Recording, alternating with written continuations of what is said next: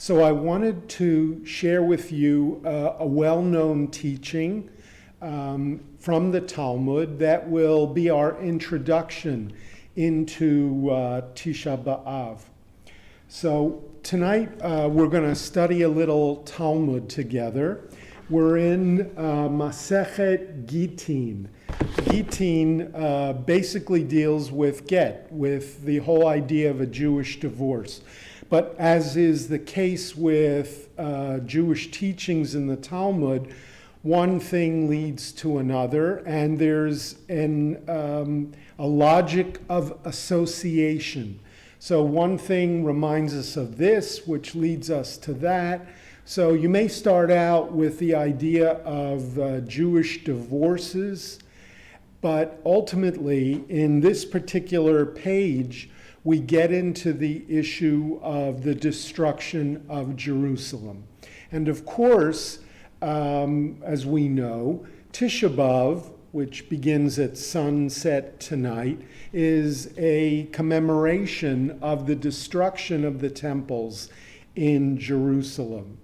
So just to place ourselves historically, 586, the Babylonians destroyed the temple, BCE. And then some 600 years later, in the year 70, the Romans destroyed the second temple. The rabbis, what we call the rabbis, are those teachers who, from the time of the destruction of the temple onward. And the Talmud is, first we have the Mishnah in the year 200, and then we have the discussions about the Mishnah, which make up the Gemara, which is both of those, Mishnah and Gemara. It's called the Talmud.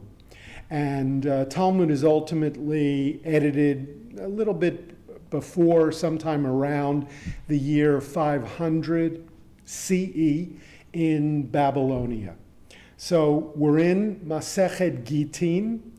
We're on page 55b, and the rabbis are going to deal with what was it that caused the destruction of the second temple by the Romans in 70. One of the interesting things that a rabbi needs to learn in giving a sermon or in teaching a class is that you better grab people's attention. And sometimes you grab people's attention with a joke. Sometimes you grab their attention with a story.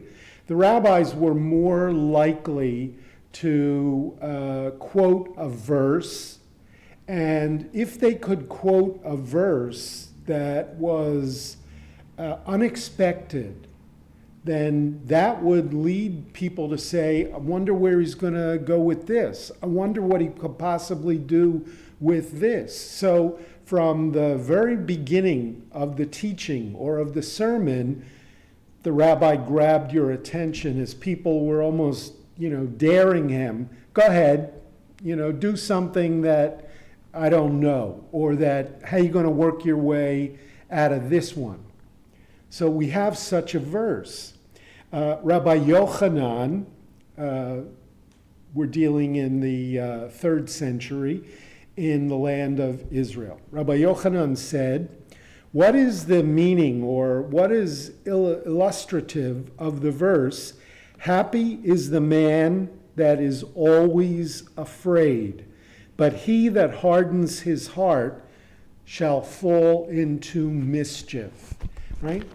This is from the book of Proverbs, chapter 28, verse 14. Here's another translation. Happy is the man who is anxious always, but he who hardens his heart falls into misfortune. So from the very first quote of this verse, immediately, wait a minute, something doesn't make sense. Happy is the man who is always afraid, or happy is the man who is always anxious. Immediately, the listener says, How can that be? It goes against logic. So we set up that verse, and then we're going to forget about it. But by the end of the teaching, we're going to have to come back and we're going to find out that that verse is ultimately going to color everything that we've learned and that was said. So we've quoted the verse, and we now have to have a story. Here's the story. The destruction of Jerusalem came through a kamsa and a bar kamsa. Okay, we need to stop right there. Kamsa is the Aramaic word for a locust or a grasshopper. Bar kamsa, like bar mitzvah, son of a grasshopper. When we're talking about a locust or a grasshopper, what we're talking about is a bug that is very small and seems to be incredibly insignificant. And listen to the sentence here. The destruction of Jerusalem came through a kamsa and a bar kamsa. In the year 70, why did the Romans destroy Jerusalem and burn the temple? Because of a kamsa and a bar kamsa. It sounds like it's going to be a grasshopper caused the Romans to destroy the temple. Well, wait, we have to get there. But there are two other stunning statements that we're going to read. The destruction of Tur Malka. Tur Malka apparently was a mountain or a mountain range in central Israel. The destruction of Tur Malka, again by the Romans, came through a rooster and a hen. Really? The destruction of the entire central section of Israel happened because of a rooster and a hen. And then finally, the destruction of Beitar came through the shaft of a chariot. In other words, the axle of a chariot. Beitar is a town 5 miles, maybe a little bit more, south of Jerusalem. And in the year 135, Beitar was the final stronghold of the Bar Kokhba rebellion against Rome. There were two major rebellions, one in 70, then one in 135. The Jews lost both times. And so here we're being told that these three cataclysmic events apparently occurred because of minor things. A grasshopper, because of a rooster, because of an axle of a chariot. Right? So again, just like the teacher, the good preacher starts out by giving us a statement that's going to grab everybody's attention, here Rabbi Yochanan doubles the deal. Not only does he give us a strange verse, happy is the person who's always afraid, but then he gives us this stunning statement about these three defeats, terrible defeats, and what caused them. And it seems that they were incredibly minor things. We would always assume that the Romans destroying the temple in Jerusalem, it happened, it must have been because of, geopolitical, military, it's chess pieces on the world stage that are being moved by incredible world powers. But the rabbis are giving us a very different answer. No, it was very trivial, minor things which brought about the destruction of Jerusalem. Okay, so now we're going to explore, we especially want to look at the first one, right? Kamsa and Bar Kamsa. So we read the following. The destruction of Jerusalem came through a Kamsa and a Bar Kamsa in this way.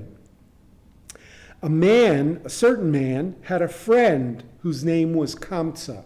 That's not your typical Jewish name. And we're dealing apparently with Jews here. So it's a fake name, it's a fictitious name, and is often the case. A name is not meant, we're not dealing with Moshe or with Murray.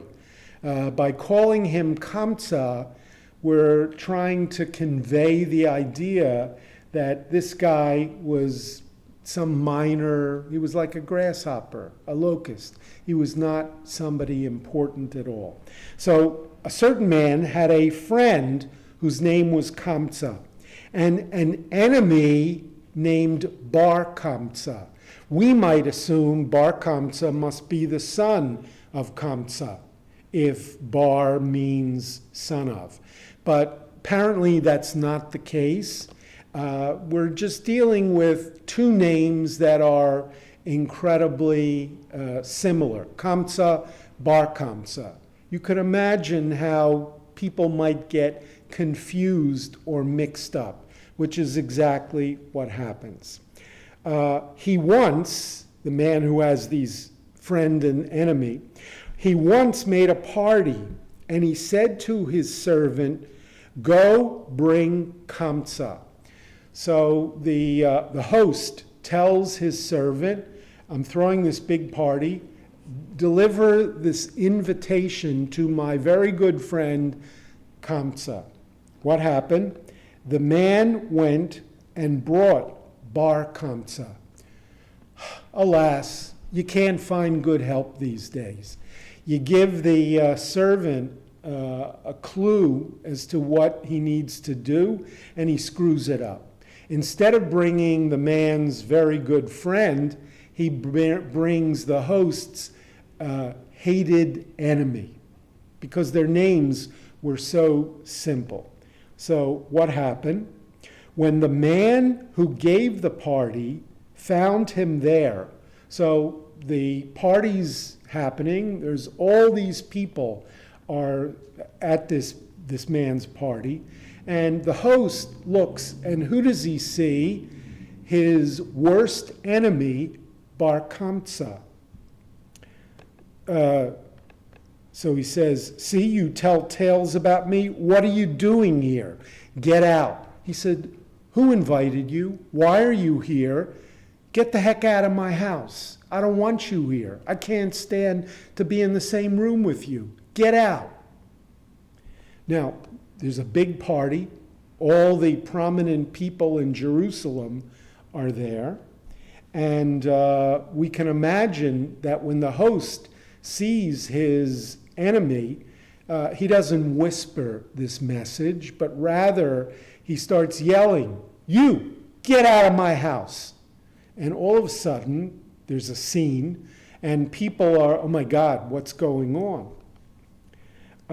Said the other. So Bar Kamsa immediately sees that everybody is looking, and he sees that the host is furious, and Bar Kamsa says to the host, "Since I'm here, let me stay, and I will pay you for whatever I eat and drink." So Bar Kamsa is incredibly embarrassed. Everybody's looking at him.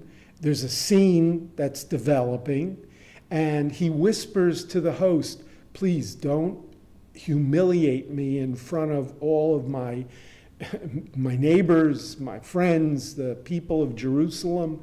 I'll tell you what, just let me stay, leave me alone, and afterwards I'll pay you for whatever I ate."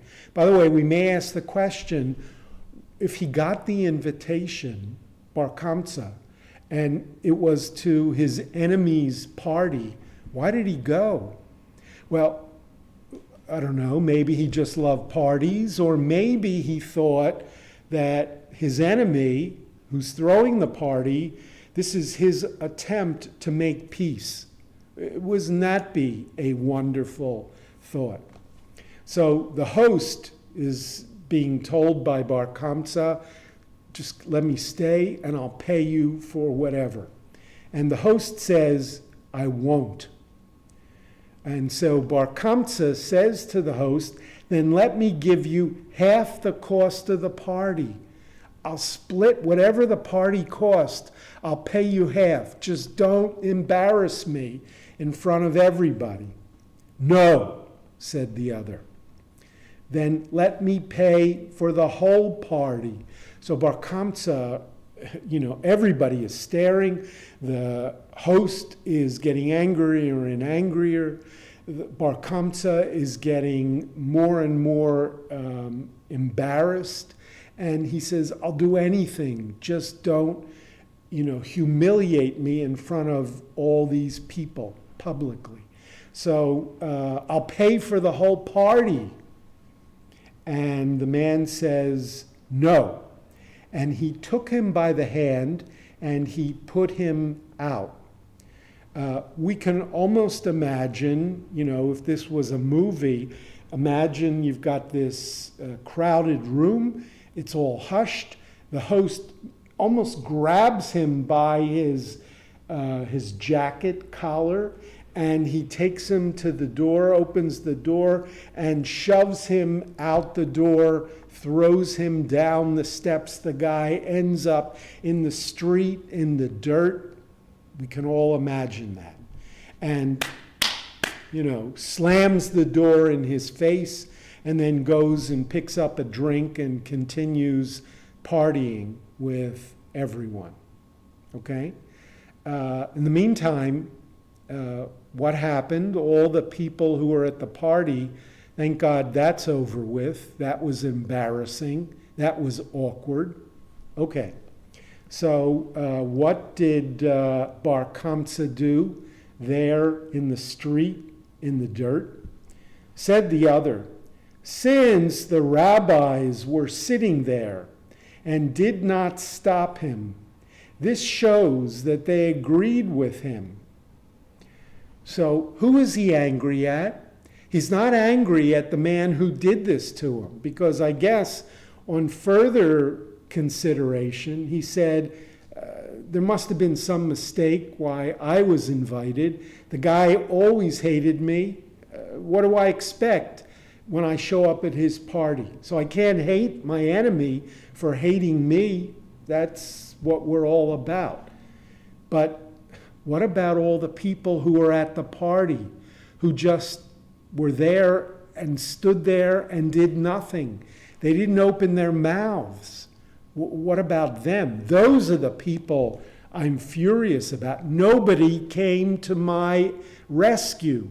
Nobody stepped up, said anything, tried to help me. And he picks on the fact that the people at the party were the prominent rabbis. Now, maybe we don't expect ordinary people to take courageous, ethical stands, but Bar Kamsa expected that's what rabbis are supposed to do, take courageous, ethical stands.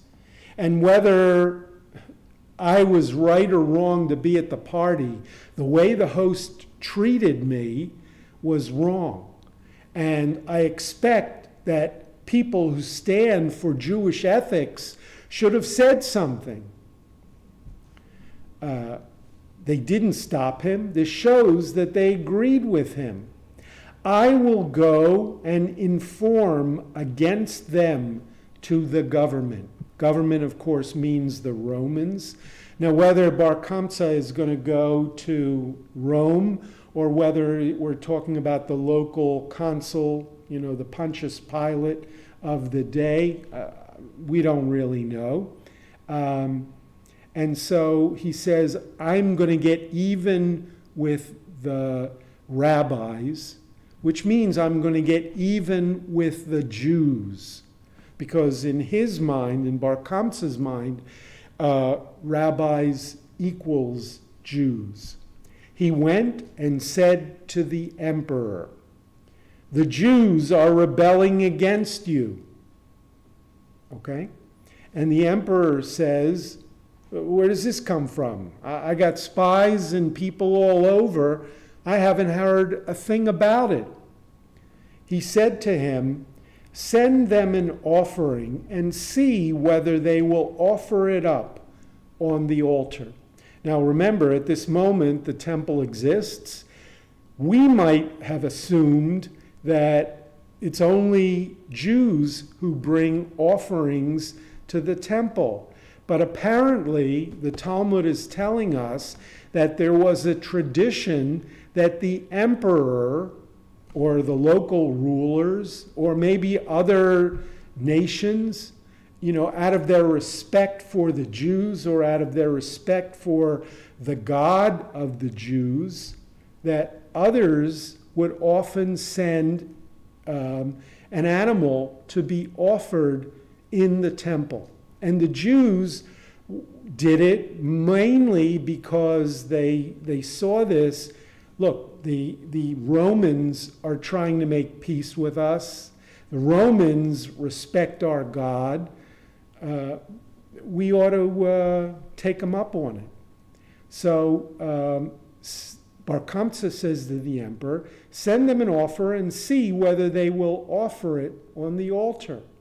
And of course, the plan here is Bar Kamsa figures that in this case, you'll see why in a minute, the Jews are not going to offer the sacrifice that came from the emperor, even though they've done so before.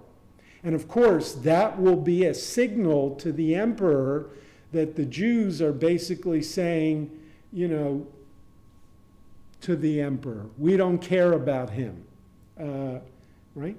So he sent him, the emperor sends Bar Kamsa with a fine calf. So he says, "Okay, as long as you're here, you bring this calf to the temple from the emperor to be sacrificed."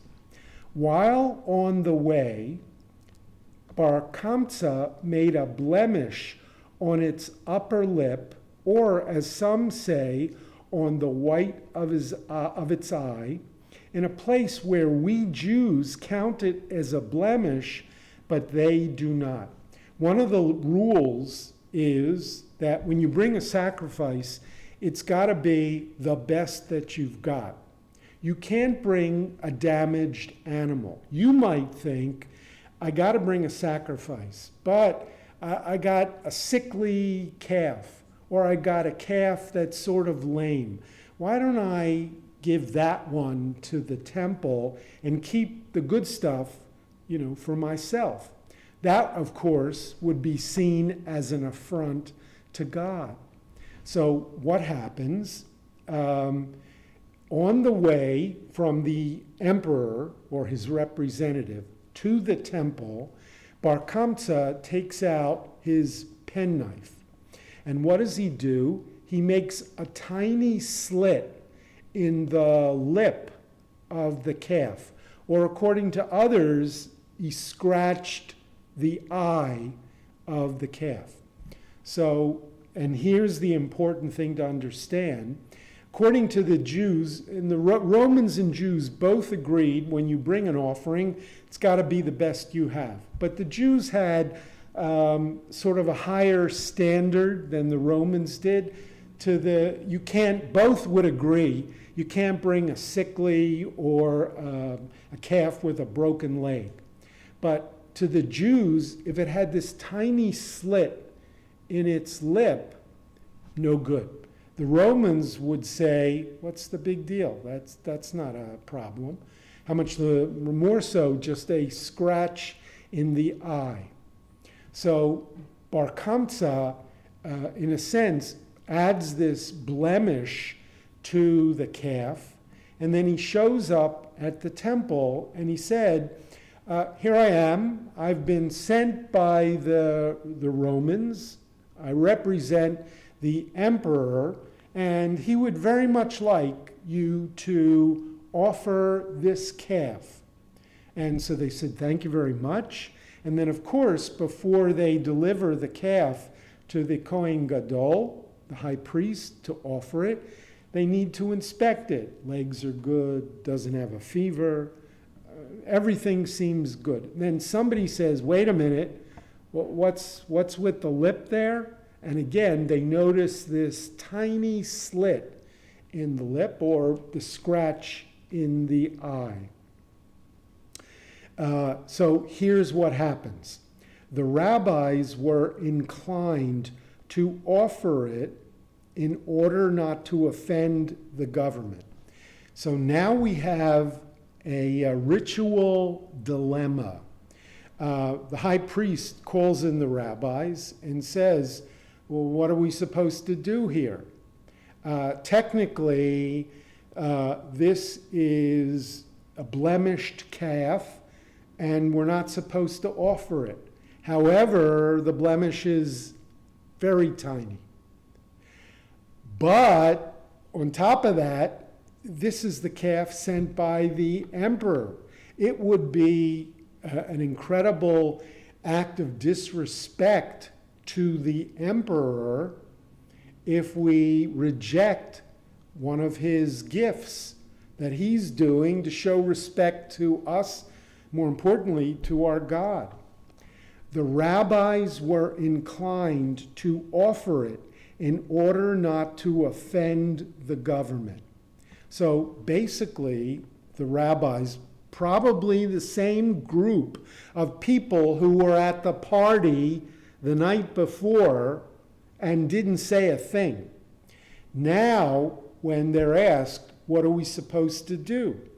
And at this point, the rabbi said, well, we got to weigh. On the one hand, it's not a perfect animal. On the other hand, we could get in a lot of trouble with the Romans if we insult them. Let's weigh those two things. And the rabbis were inclined. They were leaning towards offering it in order not to offend the government. But just at that moment, said Rabbi Zechariah ben Avkulas to them, one of the rabbis steps forward and he says, you can't make exceptions. People will say that blemished animals are offered on the altar. People often will forget the context and they will just say, aha, you allowed the offering of a calf with a slit lip. How come you won't do it in my case? Right? You did it before. Why can't you do it now? Once you've opened the door, you can't close the door anymore. So even though the majority, the unnamed, the rabbis, are inclined to offer for the sake of peace with the Romans, there's something more important than insulting God, and that's not getting ourselves killed by the Romans. Okay? Listen to how the rabbis are thinking.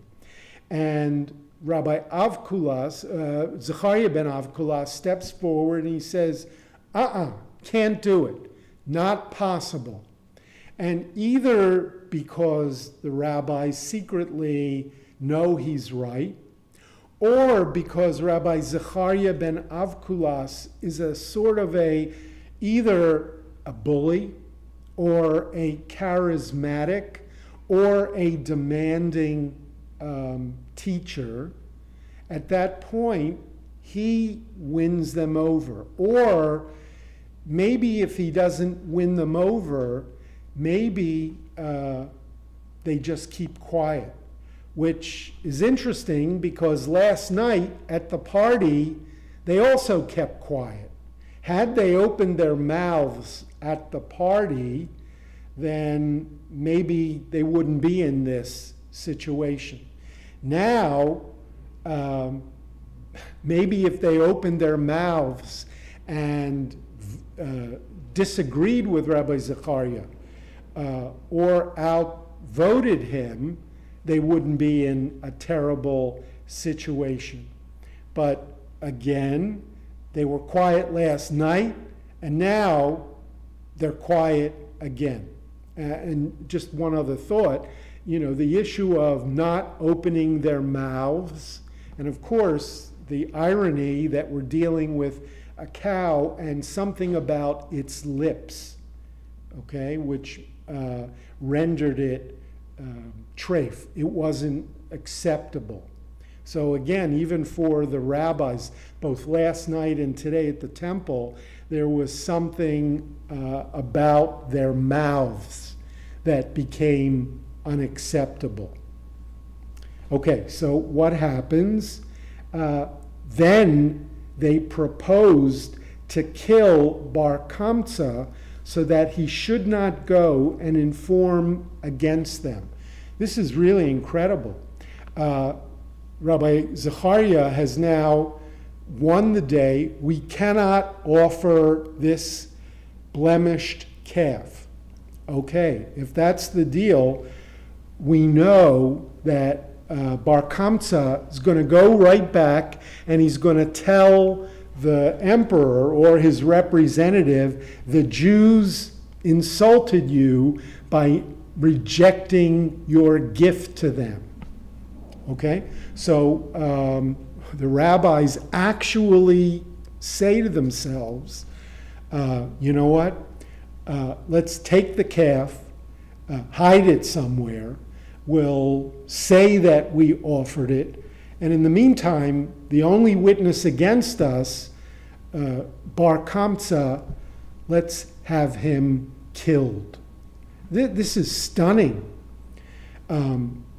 The rabbis are advising or opining that we kill somebody.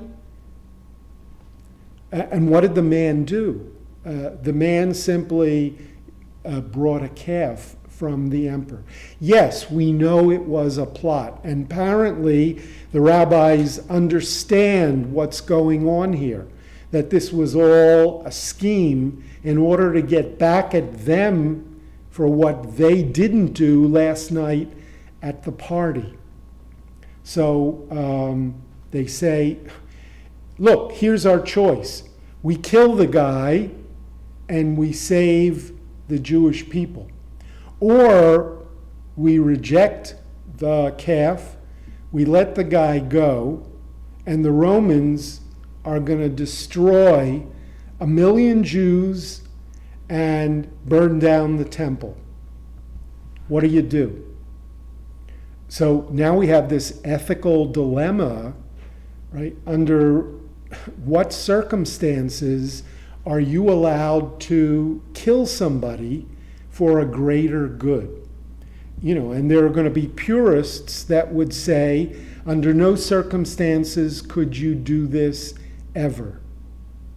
And there will be other people who will say that, so for the sake of this one life of a guy who wants to do us ill, how many countless tens, hundreds of thousands are going to die because we wouldn't do this one murder? Are you ever allowed to kill somebody for a greater good? Does assassination of an evil person fall into that? Would somebody in 1938 say, I could kill Hitler, but that would be murder? At that point, the war hadn't started yet. And so therefore, I know the guy, I know what he's written, I know what he's planning, but killing Hitler would be murder. And it says in the Ten Commandments, thou shalt not murder. Right? So there's the most extreme case. But what do we do about less extreme cases? Can you murder one person for a greater good? And here, the rabbis apparently are willing to consider it. What happens? We're told, Rabbi Zechariah ben Avkulas said to them, "Is one who makes a blemish on consecrated animals to be put to death?" In other words, the same guy who said, "No way can we offer the calf with the split lip." Now he comes back when they say, "Let's kill the guy. It's the only way for us to survive." And Rabbi Zechariah says, and what will people learn from this? That for taking a penknife and slitting the lip of a calf, you get the death penalty. Now, obviously, that's making an extreme case of it, but that's his point. And the rabbis basically, I think they understood, we can't kill the guy. We can't offer the calf. We can't kill the guy. What are we going to do? The guy, Bar Kamsa, goes back and he tells on the Jews, they rejected your calf, they insulted your honor, and what are you going to do about it? So, of course, the story would go on that the Romans come in with their army and are going to teach the Jews a lesson. One thing leads to the other, and ultimately there's a war. The Jews are defeated. The temple is destroyed. And then we have Rabbi Yochanan. Remember, we started this whole story with Rabbi Yochanan, who quoted the verse. Remember the verse, "Happy is the person who is always afraid, but somebody who hardens his heart will fall into trouble." So now at the end of our story, Rabbi Yochanan remarked, now the translation here says, "Through the scrupulousness of Rabbi Zechariah ben Avkulas, our house has been destroyed, our temple burnt, and we ourselves are exiled from our land."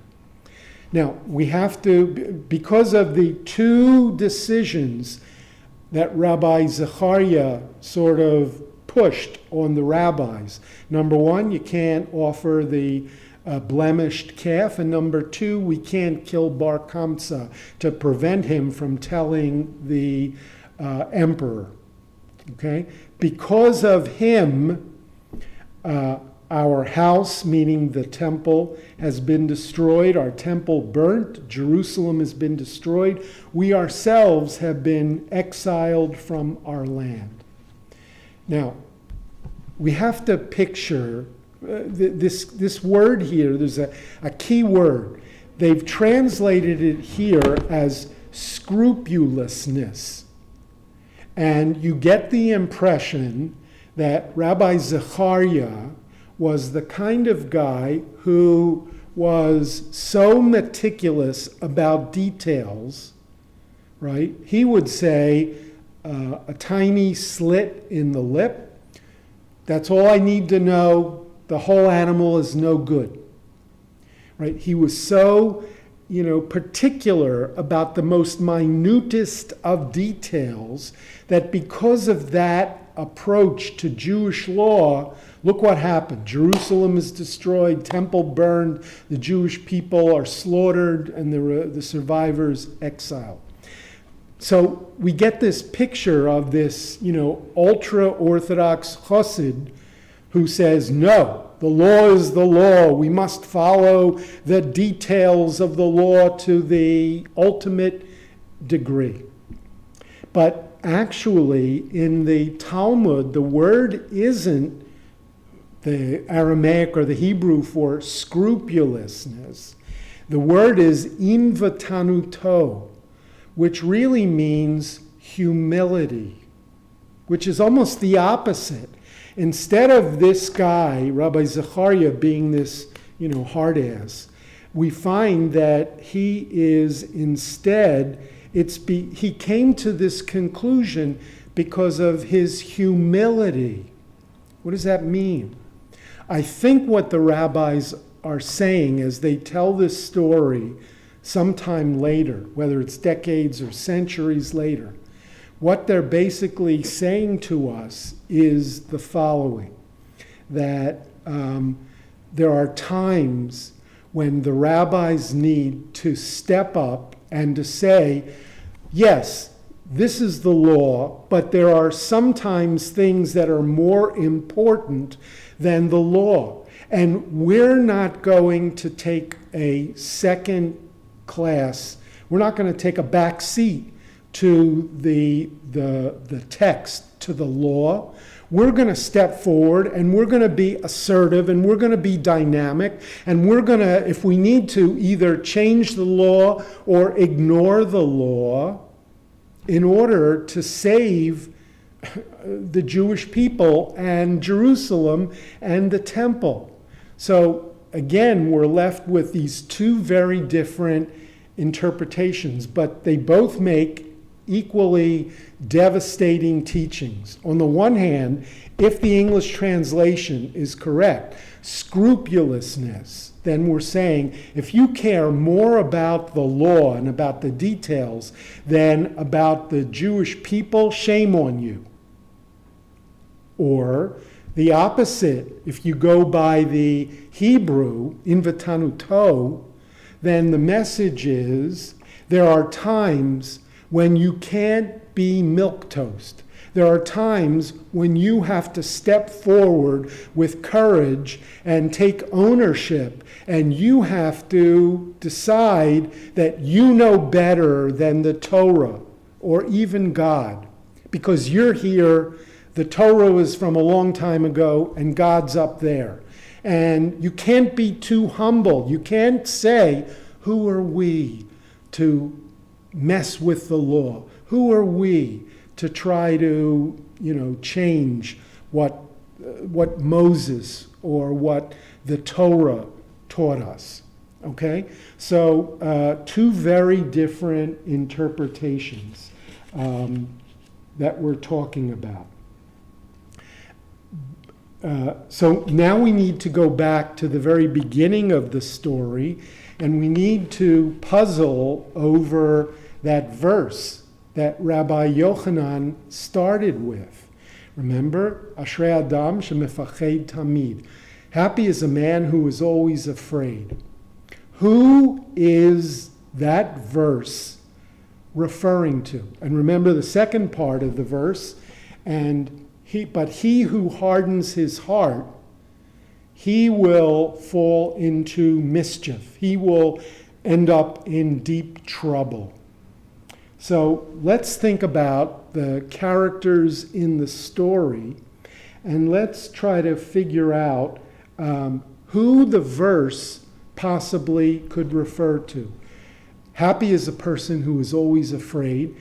He who hardens his heart, he will fall into trouble. So number one, the servant. Okay? You may think that your boss, your master, gives you an invitation, says, deliver this to my friend Kamsa. You may think, Kamsa, Bar Kamsa, what difference does it make? That not paying attention to details can sometimes lead to incredible tragedy. And we can all understand that. While the story is sort of a kind of a farce, a party and somebody insulted, I think we can all understand, we could all come up with a dozen different circumstances where somebody isn't paying attention to critical details and it ends in tragedy. Imagine somebody in a hospital and you take what you think is the medicine that the doctor prescribed, or you take the amount of medication that you think that the doctor prescribed, and you inject the patient, and if you're not paying careful attention, so somebody is dead. So maybe it's referring to the servant. Happy is the person who is always afraid, always anxious. Everything you do, realize it could have catastrophic ramifications if you're not careful. Okay, how about the host? Happy is the person who is always afraid. Clearly, the host wasn't afraid of anything that would result of him humiliating and embarrassing the guest, the wrong guest. And somebody who hardens his heart will fall into trouble. And indeed, the host did harden his heart. He was offered half the cost of the party, full cost of the party, and that wasn't good enough. And it wasn't enough to say to the guy, there's been a mistake, I'm sorry, you're making me uncomfortable, would you please leave? He didn't do that. He did it in a public, loud way to humiliate Bar Kamsa. And indeed, when the Romans came in and destroyed Jerusalem, we can imagine that the host was one of the people who suffered as well. Does the verse apply to Bar Kamsa? Happy is the man who is always afraid. Maybe he should have thought twice and three times about why am I being invited to my enemy's home? But let's give him the benefit of the doubt. Maybe he thought that this was going to be an attempt to make peace. But he who hardens his heart will fall into trouble. And indeed, Bar Kamsa certainly did harden his heart, that because of a humiliation of one host and some spectators, you're going to bring down the Jewish people and the Holy Temple. What about the rabbis at the party? Ashrei Adam mifached tamid. Happy is the man who is always anxious or afraid. You can't just sit back and think, well, it'll probably end up okay. No, it may not. You need to step forward. You need to say what needs to be said. And he who hardens his heart will fall into trouble. In a sense, they did harden their hearts in not coming to the rescue of somebody being humiliated. What about those same rabbis the next day when they ultimately decided, they weren't anxious enough, they weren't afraid? What happens when word gets back to the emperor, right? And they hardened their hearts towards the temple, towards the city. The law was more important than the greater issue. And then finally, we have Rabbi Zechariah ben Avkulus, who either because of his scrupulousness, insisting the law is everything, it's Inspector Javert, or the opposite, who was so meek that we don't have the right to butt in. The law is the law. We can't take charge here, right? So that becomes a crucial issue. So in a sense, when Rabbi Yochanan started with this verse from the book of Proverbs, chapter 28, verse 14, he was really setting us up that it applied to everybody in the story. And ultimately, maybe what we walk away with is the idea that maybe it applies to us as well. The idea that, we should always be anxious. We should always be afraid of what might happen if we do the wrong thing or if we don't do anything. That becomes a critical kind of concern. And anybody who hardens his heart, if we're faced with a public humiliation or an injustice, if we keep our mouths shut and don't do anything, look what can happen. Right? So there are no doubt many, many good people in America today. And yet, many people choose to be quiet. It's not our concern. We don't have the power. It's not up to us. As long as I'm minding my own business, it's not up to me. And maybe this story sort of says you can't live your life like that. Remember what happened with the story of Kamsa and Bar Kamsa and all the horrors that happened because good people didn't stand up when they should have, because good people hardened their hearts, because good people didn't think through what can happen if we allow, something inappropriate to happen. So the story of Tisha B'Av and our lives today may intersect. Here's a historical question. Did the Talmud really believe that this was the reason and this was why the temple was destroyed? I think any historian would look and would say, that's ridiculous, right? It's a story. Stories were meant to teach lessons. In this case, an ethical, a moral lesson, even a meditation about the law and when the law can be broken and when the law needs to be followed, right? That becomes a critical part of what's going on. So, a historian would say, as history, this is nonsense.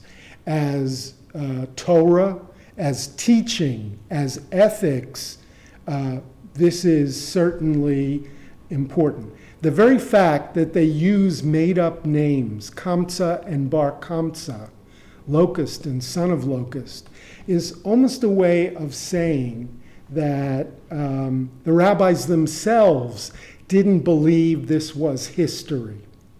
They're telling a story to teach a lesson. We know George Washington didn't chop down the cherry tree. It was a story to teach a lesson. So too, the story of Kamsa and Bar Kamsa. The real reason that the temple was destroyed, the Romans were oppressing and persecuting the Jews. The Jews thought that they could rebel just like the Maccabees did 200 years before and be victorious, and they were wrong. And so ultimately, what we have is this idea of the ultimate lesson, which is tiny, trivial things can ultimately cause major calamities. So you need to be concerned. Don't poo-poo something. Don't say, oh, it's a minor thing. What could it lead to? What could happen? Here in the Talmud, we see. And the fact that it's historically not true doesn't change the lesson one bit, right? And ultimately, the message here is the message about, be careful about small things which can ultimately lead, for the want of a nail, right? The shoe came off the horse was lost, the rider was lost, and then ultimately the kingdom was lost for the want of a nail, right? So one small thing can lead to incredible things. And the second lesson, the other great lesson here is don't be quiet. That when you see something that's inappropriate, as awkward as it may be, you need to stand up and you need to say something. You need to do something. So that's our story for tonight, which gives us a little bit of a, of a message about the meaning of Tisha B'Av and perhaps some of the historical or the ethical lessons that we can learn from it. Before we begin our services, just a word about the history of Tisha B'Av. In the Mishnah, again, the Code of Jewish Law put together around the year 200, in Masechet Ta'anit, which is the teaching that deals with fast days, we read the following. There were 5 things that happened to our people on Tisha B'Av. On the 9th day of Av, it was decreed against our forefathers that they should not enter the land. So back in the days of Moses, when the 12 spies came back, 10 of them told this is not a place we want to go to. The people freaked out. They said, we want to go back to Egypt. Ultimately, what we find out is that the punishment, 40 days of spying out the land, equal 40 years of punishment wandering in the wilderness. That took place. That punishment was decreed on Tisha B'Av.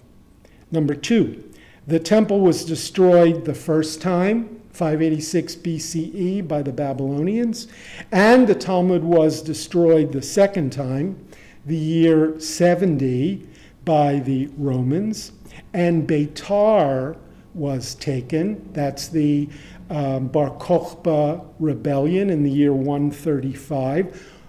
All of those events took place on the 9th day of Av, and the city of Jerusalem was plowed up. That ultimately, a year after 70, when the temple was destroyed, the Romans decided the ultimate punishment for the Jews would be to have the entire city plowed under. No building was left standing. And ultimately, of course, we have the Romans decided as a memorial to themselves to leave one structure standing, so that anytime anybody came and saw it, they would say, wait a minute, what used to be here? That's where the Jewish temple was. And of course, the one thing that they left standing was the Kotel HaMa'aravi, the western wall, not of the temple, but the western restraining wall that held up the Temple Mount. Everything else was destroyed, but that was left up by the Romans as a kind of memorial. And here we are, 2,000 years later. If you were in Jerusalem at this very moment, the entire plaza, even my guess is, even though the virus is spreading, probably hundreds, if not thousands of people probably gathered at the Western Wall tonight to do what we're about to do now, which is to daven and to chant the Book of Lamentations. So those were the 5 things that the Mishnah tells us occurred on Tisha B'Av, but in an eerie sense, later on, we find that there were other horrible things that happened in Jewish history on the very same day. In the year 1290, King Edward of England expelled the Jews from England. In 1492, Ferdinand and Isabella expelled the Jews from Spain on the 9th day of Av. In the year 1648, during the horrible Khmelnytsky massacres that took place in the Ukraine, 3,000 Jews were massacred on the 9th day of Av. And in 1914, on Tisha B'Av, World War I broke out. You'd say, well, what does that have to do with Jews, ultimately, when you go back and you study the history of that time period, we find that there were hundreds and thousands of Jews, not just talking about casualties of war as soldiers, but hundreds and thousands of Jews who were slaughtered during that period in Eastern Europe by Petliura and other anti-Semites. And all of that process began on Tisha B'Av. So for all of those reasons, historical, and for the lessons that were taught by the stories and the history, tonight is our way of remembering the sad parts of Jewish history. So Cantor Chesler will lead us in the Mariv service. If you have our regular books, you can follow along there. We'll be using the booklets that we have, but the very same service. So 137 in the Siddur.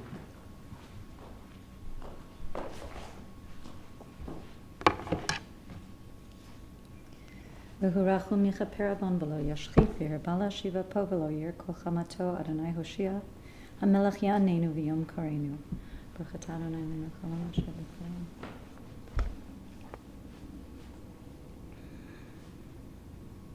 El chai v'kayam tamid yimloch aleinu le'olam ba'ed, Baruch atah Adonai ha'ma'ariv aravim, ahavat olam beit Yisrael, amcha ahavta Torah mitzvot.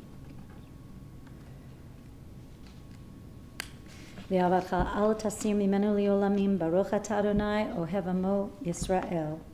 Shema Yisrael, Adonai Eloheinu, Adonai Echad. V'ahavta et Adonai Elohecha b'chol levavecha u'b'chol nafshecha u'b'chol meodecha. V'hayu hadvarim ha'ele asher anochi metzavecha hayom al levavecha. V'shinantam levanecha v'dibarta bam v'shivtecha b'veitecha u'v'lechtecha v'derech u'v'shochbecha u'v'kumecha u'kshartam liot al yadecha v'hayu letotafot b'eineinecha u'chtavtam al mezuzot beitecha u'visharecha. V'yayim shema tishma'u mitzvotayim.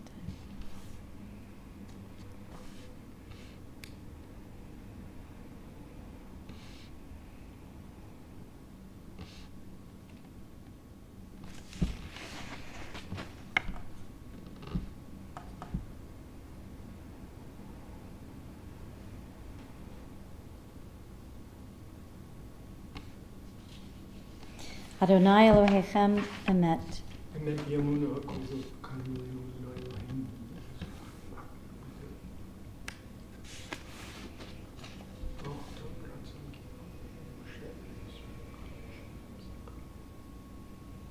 Umalchuto bratzon kiblu alehem Moshe v'nei Yisrael lechanu shira b'simcha rabba yamru chulam mi chamocha ba'elim Adonai mi kamocha nedar b'kodesh norati lot osef ele. Malchut chara uvanecha boker yam lifnei Moshe ze eli anu v'yamru Adonai yimloch leolam va'ed v'nemar kifat Adonai et Yaakov v'golam miyad chazak mimenu Baruch atah Adonai ga'al Yisrael Hashgivenu anu l'shalom v'amidenu malkeinu l'chim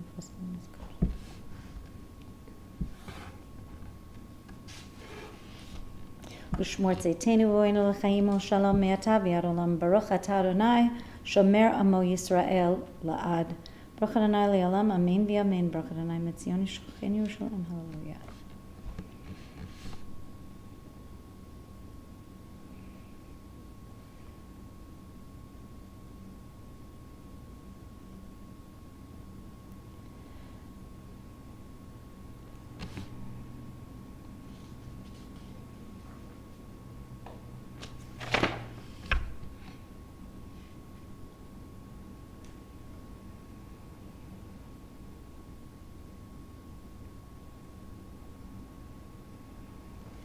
כי המלכות שלך היא עולמי תמלוך בכבוד, כי אין לנו מלך אלא אתה, ברוך אתה אדוני, המלך בכבודו תמיד ימלוך עלינו לעולם ועד בעל כל מעשיו.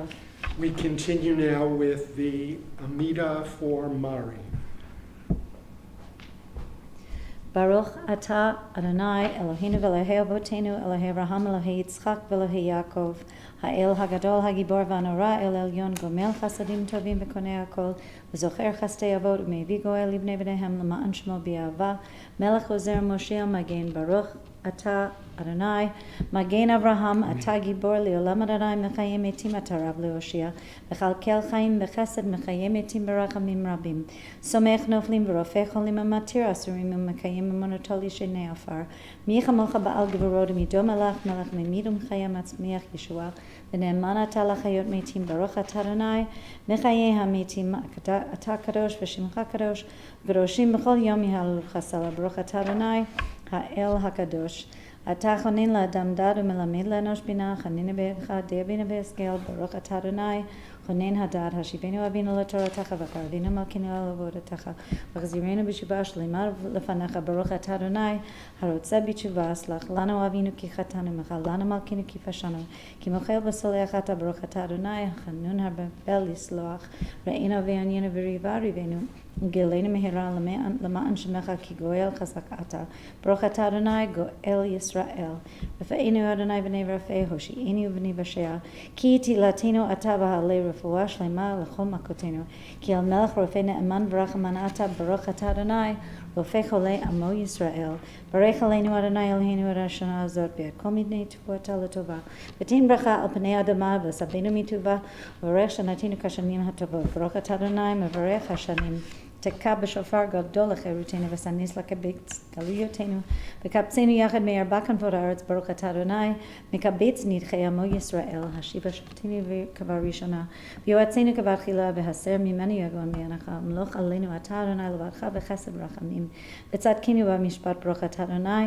מלך אוהב צדקה ומשפט ולמלשינים אל תהי תקווה וכל הרשע כרגע תאבד וכל אויביך מהרה יקרא טובה ומלכות זדון מהרה תעקר שבר מגר ותכניע במהרה וימינו ברוך אתה אדוני שובר אויבים ומכניע זדים על הצדיקים ועל חסידים ועל זקני עמך בית ישראל ועל פליטת סופריהם וגרי הצדק ועלינו יהמו רחמך אדוני אלוהינו ותן שכר טוב לכל עבודכם בשמך באמת בשים חלקנו עמהם לעולם לא נבוש כי בך בטחנו ברוך אתה אדוני משענו מבטח לצדיקים וירושלים עירך ברחמים תשוב ותשכון בתוכה כאשר דיברת בני אותה בקרוב בימינו בבניין עולם וכיסא דוד מהרת לתוכה תכין ברוך אתה אדוני בונה ירושלים את צמח דוד עבדך מהרת תצמיח וקרנות תרום בישועתך כי לישועתך קיווינו כל היום ברוך אתה אדוני מצמיח קרן ישועה שמע קולנו אדוני אלוהינו וספרחים עלינו בקבל ברחמים וברצון את תפילתנו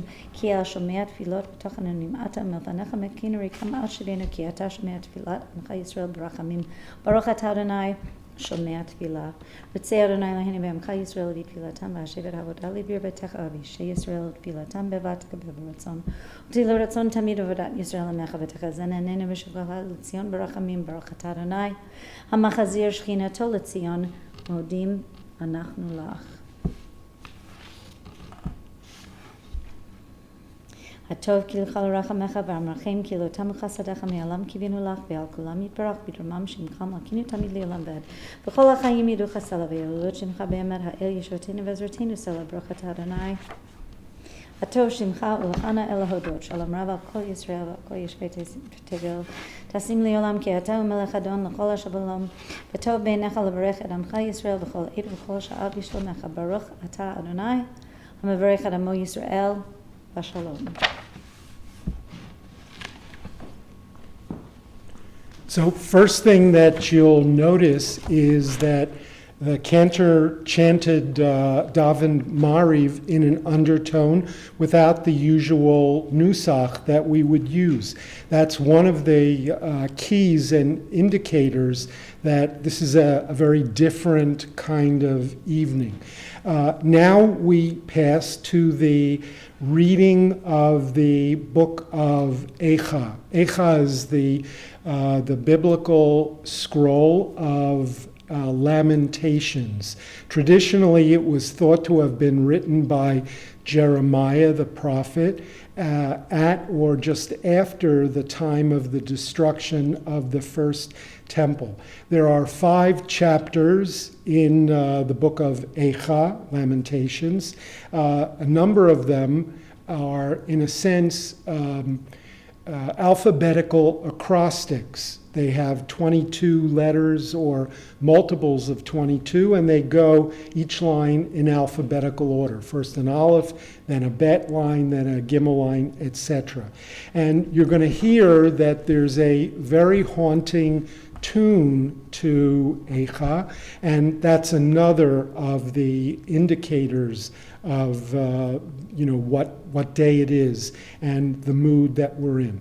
So if you have any Bible, if you go to the Book of Lamentations, and if not, you can just follow along with the mood that's set by the Nusach. Cantor Chesler chants for us Perek Aleph, chapter 1.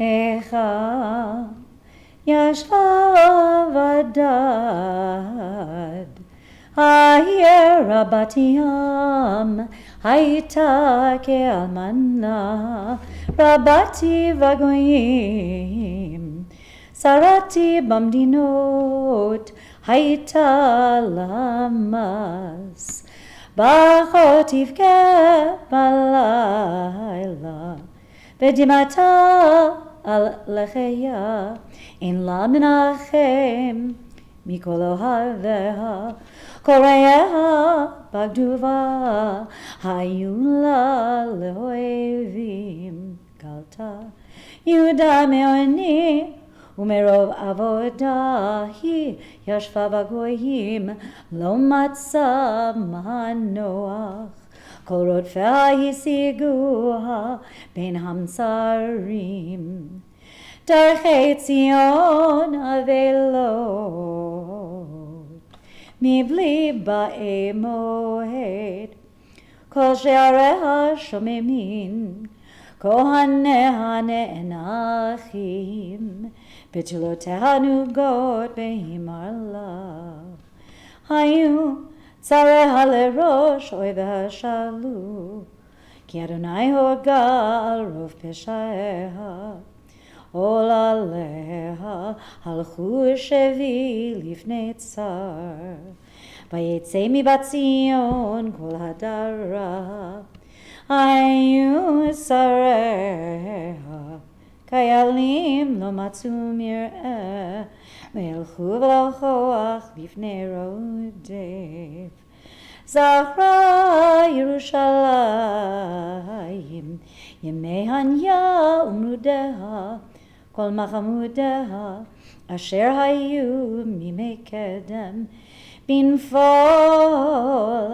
Amad biatzar Be'ein ozer la Ra'u hatzarim Sachaku al mishpateha Chet chata Yerushalayim Al kein lenidayata Kol mechabedeha hiziluha Kera'u ervata Gam hi ne'enecha batasha v'achor Tumata beshuleha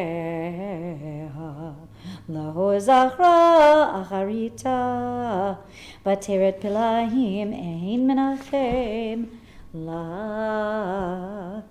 Re'e Adonai Edoni Ki higdil oyev Yado paras tsar Al kol machamadeha Kirat hagoyim ba'u miktasha Asher tzivita lo yavo v'kahal lach Kol amanenachim mevakshim lechem Natnu machamadehem Be'ochel hashiv nafesh ראה אדוני והביטה, כי הייתי זוללה לא עליכם.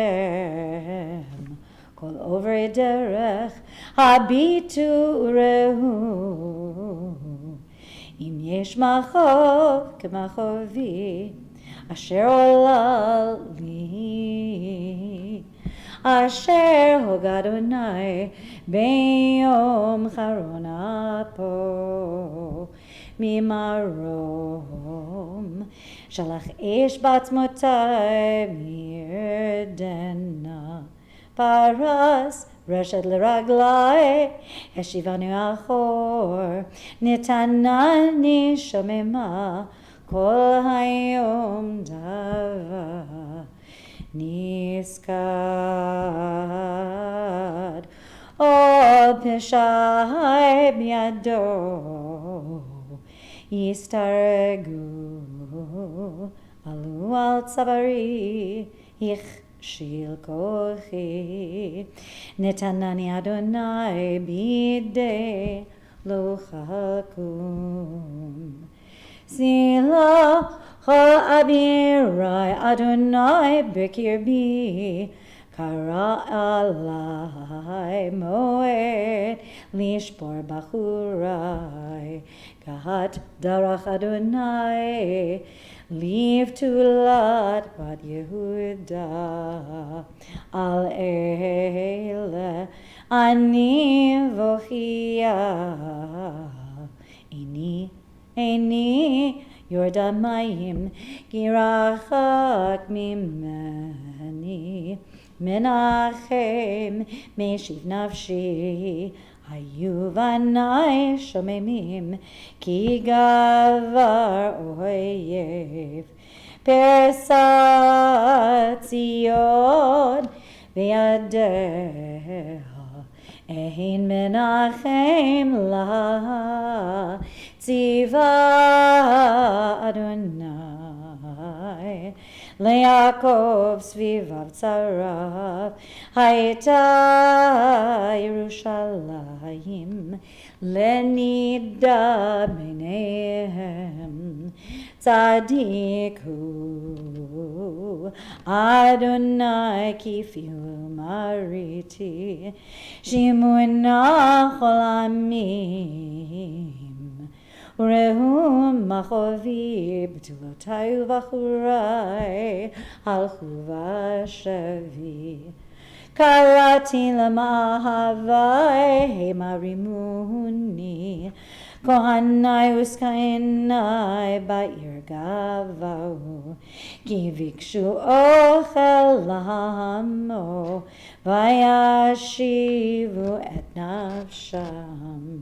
ראה אדוני כי צר לי, מאחר מרמרו, נפח ליבי בקרבי, כי מרום מריתי, מחוץ שליק לחרב, בבית כמוות. שמו כי ננחה אני, אין מנחם לי, כל אוהבי שמעו רעתי, ששו כי אתה עשית, הבאת יום קראת מיוחמוני. תבוא כל רעתם לפניך ועולל למו, כאשר עוללת לי על כל פשעי, כי רבות הנחותי וליבי דבר.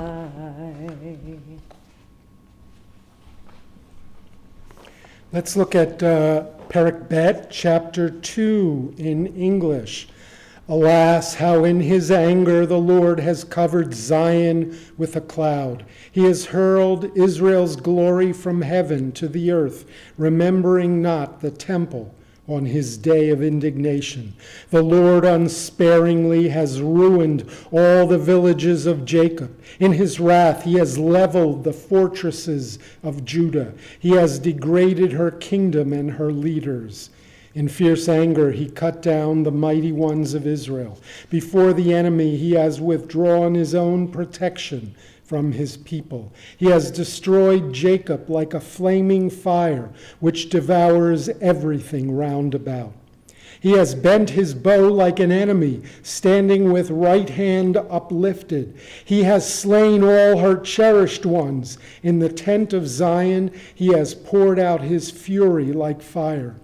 The Lord has become like an enemy. He has brought ruin to Israel, destroying all her palaces and her fortresses, multiplying in Judah, moaning and bemoaning. He has uprooted his temple as if it were a garden and demolished his place of assembly. The Lord has abolished in Zion both festival and Sabbath. In indignation he has rejected king and priest alike.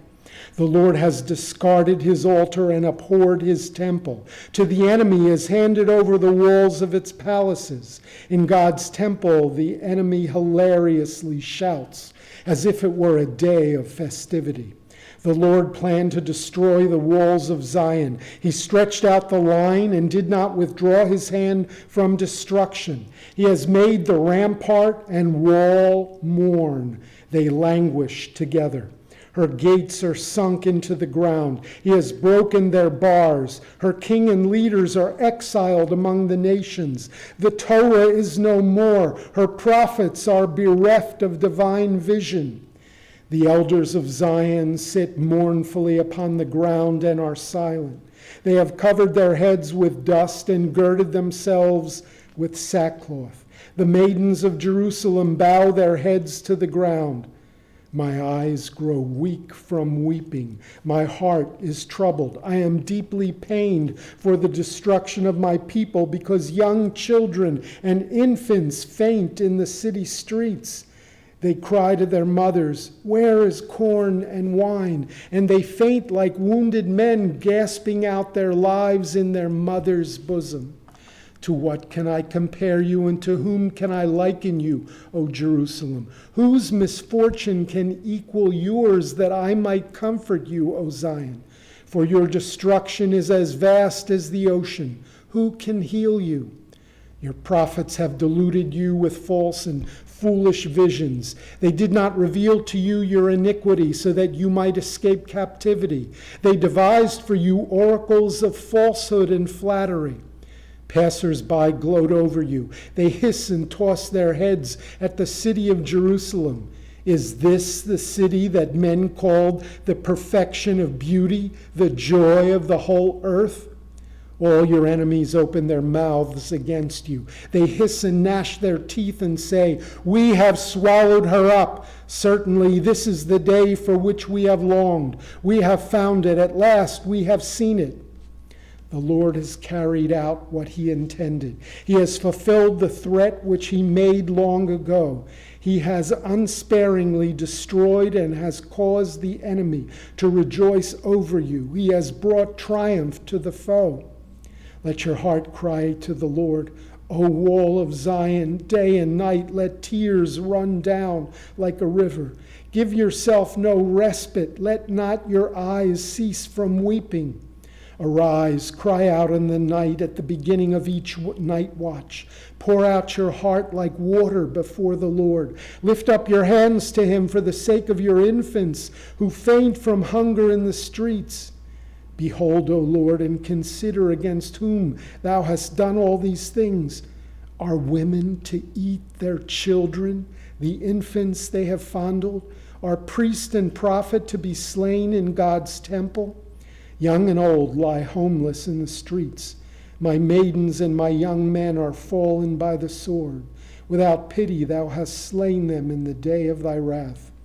Thou hast called, as in the day of assembly, my terror on every side. No one escaped or survived on the day of the Lord's anger.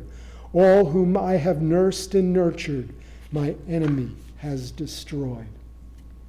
So we come to the third parak, Gimel. And here we have a triple acrostic, 3 Aleph verses, 3 Bet verses, etc. But there's a different nusach that's for chapter 3. So it goes very quickly.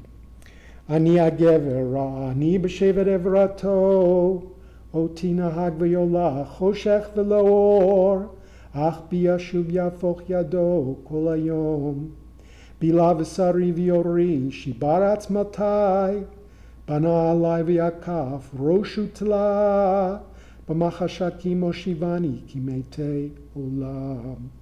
Gadar ba'di v'lo etzeich, bid nechashti, gam ki ezak v'yashavea, satam tvilati, gadar drachai begazit, netivotai iva. Dov orev huli, ariba mistarim, drachai sorer v'yafat shcheni, samani shomem, drach kashto v'yitziveni, k'matara lachetz. Hevi b'chilyotai, b'nei ashpato, הייתי שחוק לכל המין, נגינתם כל היום, הסביעני במרורים, הרבני לענה. ויגרס בחצץ שיני, הכבשני באפר, ותזנח משלום נפשי, נשיתי טובה, ואומר עבד נצחי, ותאכלתי מאדוני. זכרוני ומרדי, לענה בראש, זכור תזכור ותשוח עלי נפשי, זאת אשיב אל ליבי על כן אוכיל. חסדי אדוני כי לא תמנו, כי לא חלו רחמיו, חדשים לבקרים, רבה אמונתך, חלקי אדוני אמרה נפשי, על כן אוכילו. טוב אדוני לקרוביו, לנפש תדרשנו, טוב ויחיל ודומם, לתשועת אדוני, טוב לגבר כי ישאול בנעורי. ישב בדד וידום כי נטל עלי, ייתן באפר פיהו, לה יש תקווה, ייתן למכהו לחי, יספה בחרפה. כי לא יזנח לעולם אדוני, כי אם הוגיו ריחם קרוב חסדיו, כי לא ינם ליבו ויגע בני איש. לדכא תחת רגליו כל אסירי הארץ, להטות משפט גבר נגד פני העליון, לבית אדוני בריבו, אדוני לא רע. מי זה אמר ותהי, אדוני לא ציווה, מפי עליון לא תצא הרעות והטוב, מה יתאונן אדם חי, גבר על חטאיו. נחפשה דרכינו ונחקור ונשובה עד אדוני, נישא לבבינו על כפיים אל אל בשמיים, אנחנו פשענו ומרינו, אתה לא סלחת. סקות ביפה תרדפנו, הרגת לא חמלת, סקות בענן לך, מעבור תפילה, שכי ומעוז תשימני בקרב העמים. פצו עלינו פיהם כל אויבינו, פחד ופחד, היה לנו השד והשבר, פלגי מים תרדני על שבר בת עמי. איני נגרע ולא תדמה מעין הפוגות, עד ישקיף הירא אדוני משמיים, איני עוללה לנפשי מכל בנות עירי. צוד צדוני כציפור, אויבי חינם, צמתו בבור חיי, וידעו אבן בי, צפו מים על ראשי, אמרתי נגזרתי. קראתי שמך אדוני מבור תחתיות, קולי שמעת אל תעלם אזנך, לרווחת לשיבתי, קרבת ביום אקראך, אמרת אל תירא. רבת אדוני ריבי נפשי, גאלת חיי, ראית אדוני אבטתי, שבתה משפטי, ראית כל נקמתם, כל מחשבותם לי.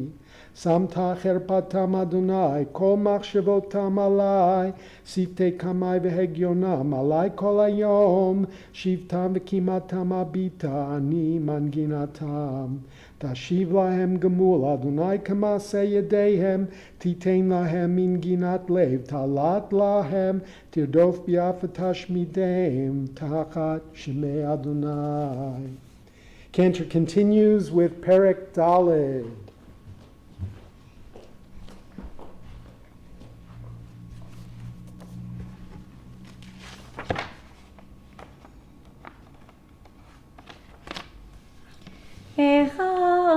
יום זהב, ישנה הכתם הטוב.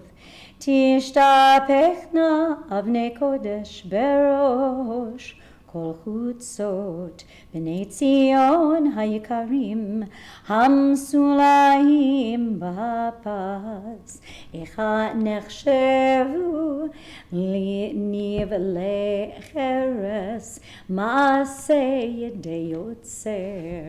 גם תנים חלצו שד, הניקו גוריהן, בתמיד לאכזר קיינים במדבר, דבק לשון יונק, אל חיכו בצמא, עוללים שאלו לכם, פורס אין להם, האוכלים למעדנים, נשמו בחוצות, האמונים עלי תולה, חיבקו אשפתות, ויגדל עוון בת עמי, מחטאת סדום. ההפוך מורגע, ולא חלו בידיים, זכו נזיריה משלג, צחו מחלב. אדמו עצם מפנינים, ספיר גזרתם, חשך משחור תארם, לא נקרו בחוצות, צפד אורם על עצמם, יבש היח העץ, טובים היו חללי חרב, מחללי רעב, שהם יזונבו מדוכרים, מתגנובות שהדי, ידי נשים רחמניות, בישלו ילדיהן, היו לברות למו, ושבר בת עמי. כי לאדוני את חמתו שפך אחרון אפו, ויצת אש בציון, ותאכל יסודותיה. לא האמינו מלכי ארץ, כל יושבי תבל, כי יבוא צר ואויב בשערי ירושלים. מחטות נביאיה, עוונות כהניה, השופכים בקרבה דם צדיקים. נעו עברים בחוצות, נגואלו בדם, ולא יוכלו יגעו בלבושיהם. סורו טמא קראו למו, סורו סורו אל תיגעו, כי נצו גם נאו. אמרו בגויים לא יוסיפו לגור, בני אדוני חלקם לא יוסיף להביטם, בני כהנים לא נשאו, וזקנים לא חננו. עודנו תכלנה עינינו אל עזרתנו דאבל, בציפייתנו ציפינו אל גוי לא יושיע. צעדו צעדינו מלאכת ברחובותינו, קרב קצנו, מלאו ימינו קיבה קצנו, קלים היו רודפינו מנשרי שמיים, על ההרים דלקונו, במדבר עלו לנו.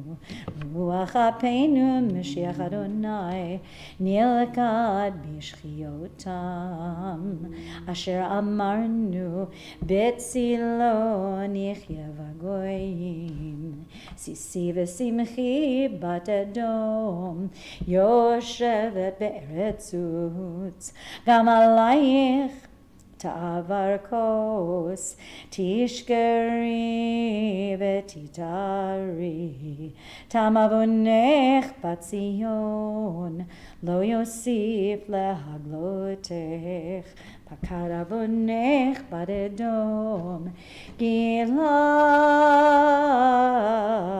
על חטאותייך.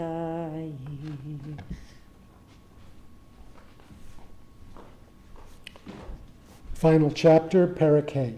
Zechor Adonai mehaya lanu habitare et cherpateinu nachalatenu nefcha lezarim batenu lenachrim yatomim ayinu v'yeina v'imotenu ka'almanot meimenu bekesef shatinu eitzenu b'mchir yavo Al tzavarenu nirdafnu yaganu v'lo nachlanu Mitzrayim natanu yad ashur lispoa lachem Avotenu chatu v'einam v'anachnu avonotenu savalnu Avadim ashlu vanu porek ein miyadam Benafshenu navi lachmenu mipnech cherev amidbar Oreinu katanur nichmaru mipnei zalufot rav Nashim betzioninu betulot bi'arei Yehuda Sarim bi'adam nitlu pnei zkenim lo nedaru Bachurim techon nasau unarim be'etz kashalu Zekenu mishar shavatu bachurim min ginatam shavat mesos libenu nefach lievel mecholenu naflat teret yoroshenu oy nalanu ki chatanu al zeh hayad avel libenu al eilech hashchu einenu al har Tzion sheshamim shualim hilchuvo ata Adonai leolam teshev kisachol ledor vador lama lanetzach tishkachenu tazvenu liorech yamim hashivenu Adonai elecha v'nashuva chadesh yameinu kekedem Ki ma'os me'astanu katzafnu aleinu ad me'od. Tradition is that we end the book by going back to the verse before the last one. Verse 22 ended with a negative note, and we go back to verse 21, which leaves us on a positive taste. Hashivenu Adonai elecha v'nashuva Chadesh yameinu kedem. So besides reading the book of Eicha, the book of Lamentations, there's a tradition that on the night of Tisha B'Av and during most of the next day, that people chant what are known as kinot. There's an entire literature, literally hundreds and hundreds of poems that were written, many of them some of them go back to the 7th century, some of them were written in the Middle Ages. There's a few even that are quite modern. And most of the theme of these keynote are about the destruction of Jerusalem. But in the Middle Ages, you will also find that there are keynote that speak about the persecution of Jews during the Crusades and other times during Jewish history. And there are even modern piyutim, keynote, that have been written which speak about the Holocaust. So the most famous of all the keynote is called Eli Tzion, and in the chorus, it basically says, weep for Zion, because Zion, Jerusalem, is like a woman who is screaming. She's in labor, giving birth. It's a difficult labor, and she's crying out. And also, she cries out just like a young widow would over the loss of her beloved husband. Notice these two very different images. Both are women in pain, but the first one is a woman who's about to give life, and the other one is a woman who is mourning over death. And so as we remember the sad part of our history, we hope that we can leave aside and behind us all the suffering and the death, and we hope that whatever pain that we have is really a sign about the birth of new life and of only good things for the future. So the cantor chants, again, in a very famous nusach and melody, Eli Tzion.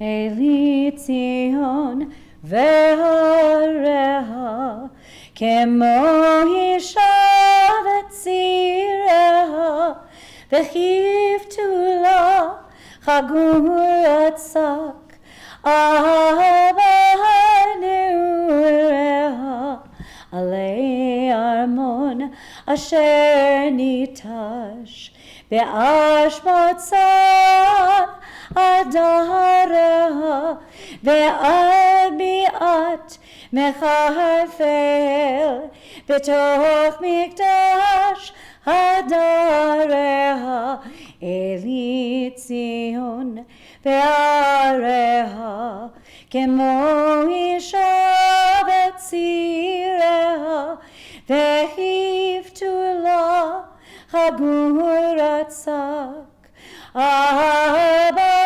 neureha alei galut mishartel mani meshir zimareha ve'al damam asher shupach kemo meme yoreha Eli Tzion ve'areha kemo isha v'tzireha v'chivtu la chagurat sak Abba neureha. Service concludes. We continue with the Atah Kadosh prayer. ואתה קדוש יושב תהילות ישראל וקרזל זה אני אמרתי.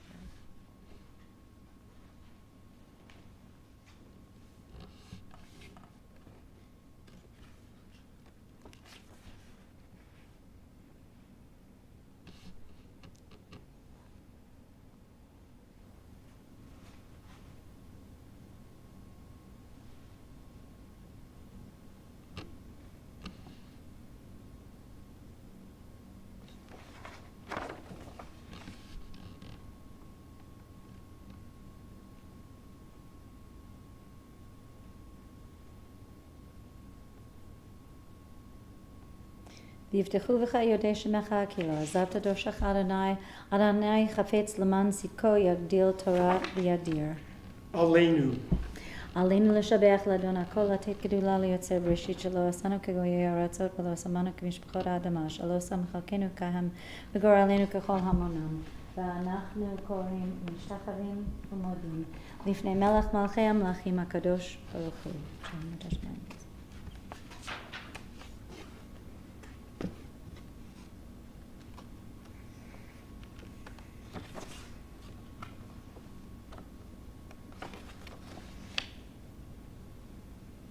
ככתוב בתורתך, אדוני ימלוך לעולם ועד, ונאמר והיה אדוני למלך על כל הארץ, ביום ההוא יהיה אדוני אחד ושמו אחד.